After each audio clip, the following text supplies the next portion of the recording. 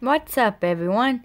It's Dark Kitty here, and today I will be reading chapter 13 of the Crash Bandicoot fanfiction that I wrote called The Joys of Being Evil. So, let's get started, shall we?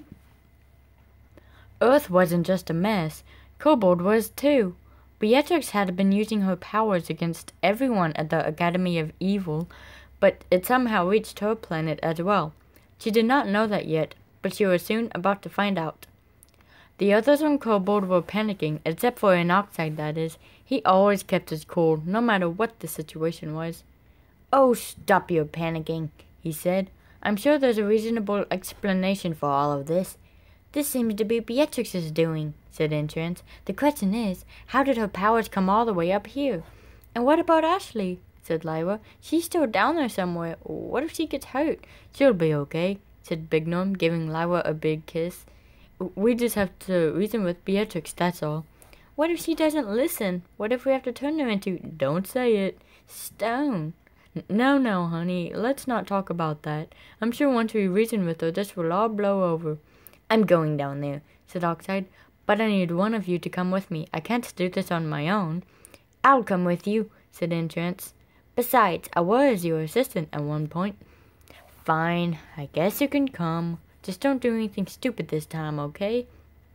"I promise." "We have a problem, though. Beatrix took your spaceship and used it to go down to Earth. How are we possibly going to get there now?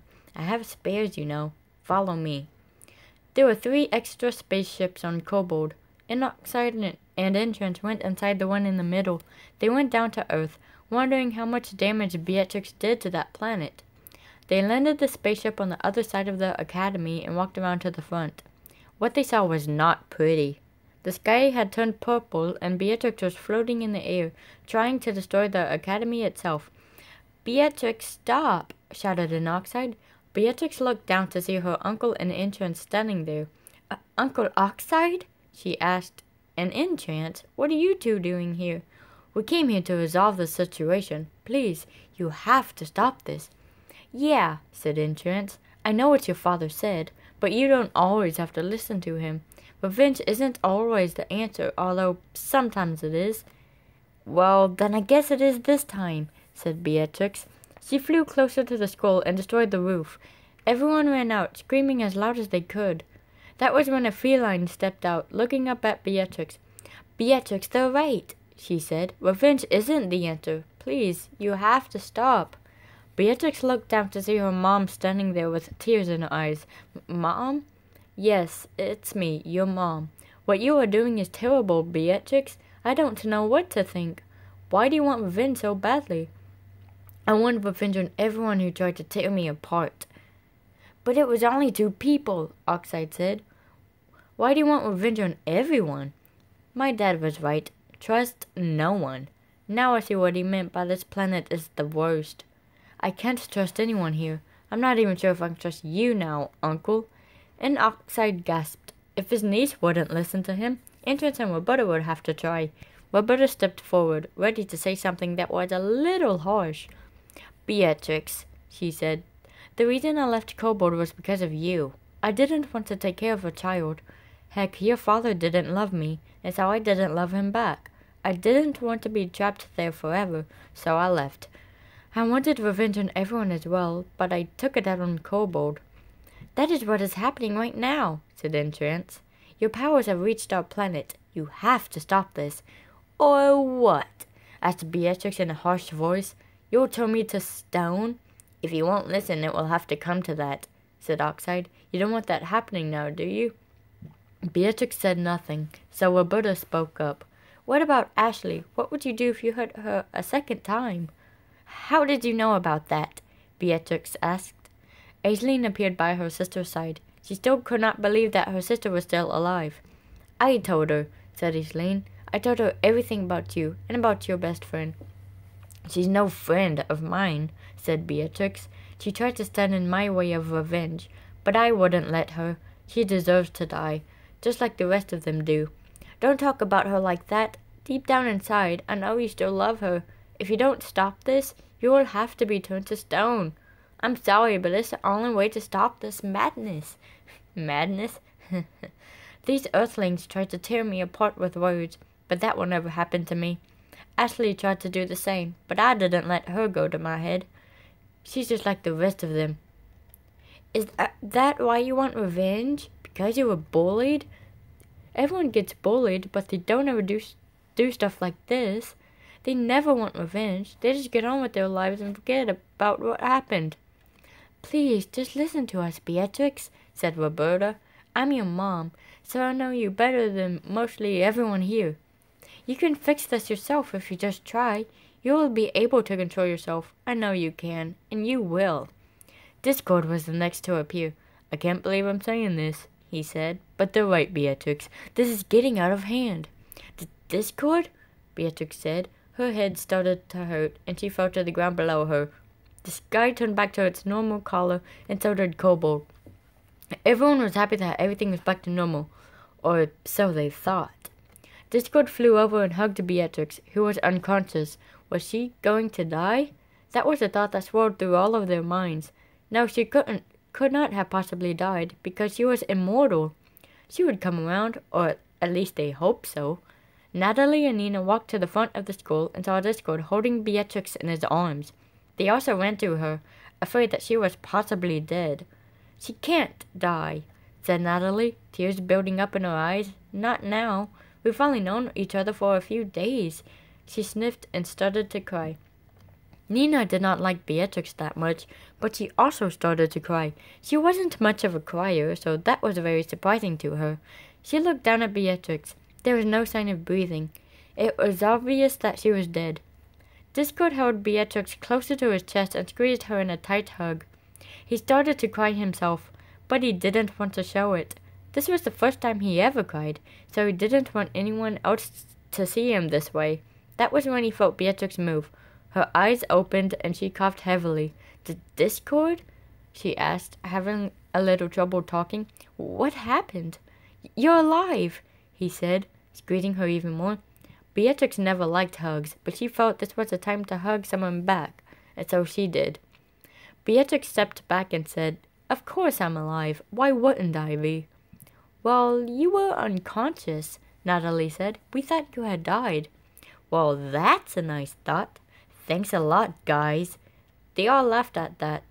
Oh, I just remembered something, said Natalie. She looked at Discord. Discord, don't you have something to tell Beatrix? Discord gulped and held Beatrix's paws. Beatrix, he said, how should I say this?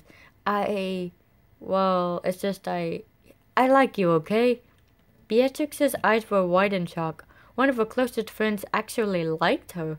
She would have never thought that an earthling would actually like someone like her, but she liked him too. I like you too, Beatrix admitted. I didn't know how to tell you before. I guess you were right, Natalie. Tomboys really can have crushes. They all stood up and stood beside Roberta, Aislinn, and Oxide and Entrance. They looked at the academy. The roof was torn off from when Beatrix had turned insane.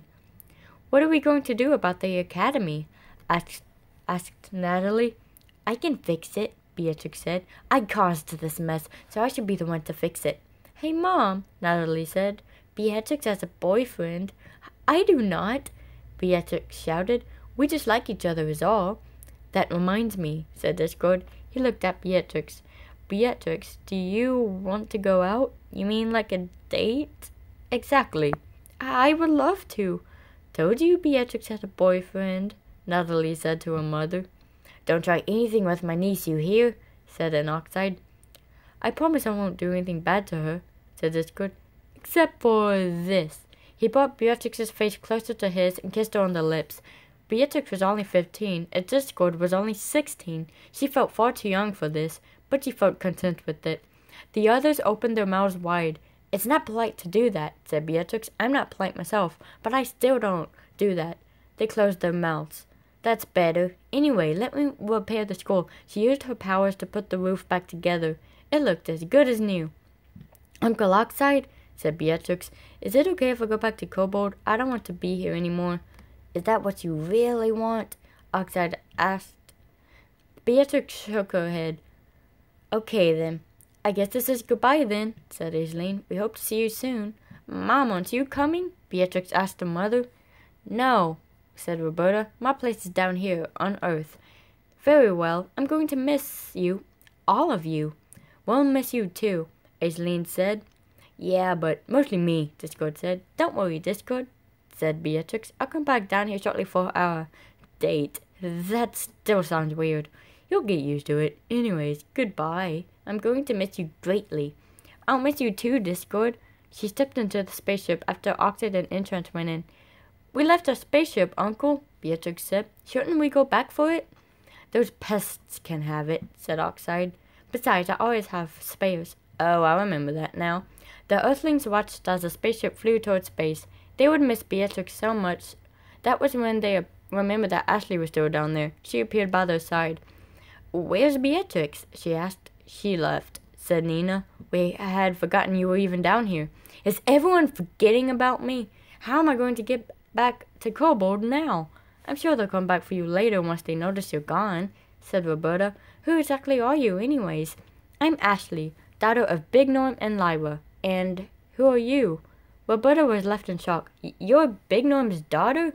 I remember them having a child, but I've never got to meet you until now. Anyways, I'm Roberta, Beatrix's mother. Ashley was also left in shock. She could not believe that the PE coach was Beatrix's mom. You're her mother? Why didn't anyone tell me? We just found out yesterday. Surprised? Totally. I really should be getting back to Cortex Castle, said Aislinn. The others are probably wondering about me, especially Nefarious. She then headed back towards Cortex Castle. What now? Asked Natalie. I guess we can wait for the principal's instructions, Roberta said. Okay, guys, that's the end of chapter 13. It was really interesting to me. Oh, and don't worry, that's not the end of this fanfiction. At least not yet. Hope you all enjoyed, and please give a big like and subscribe.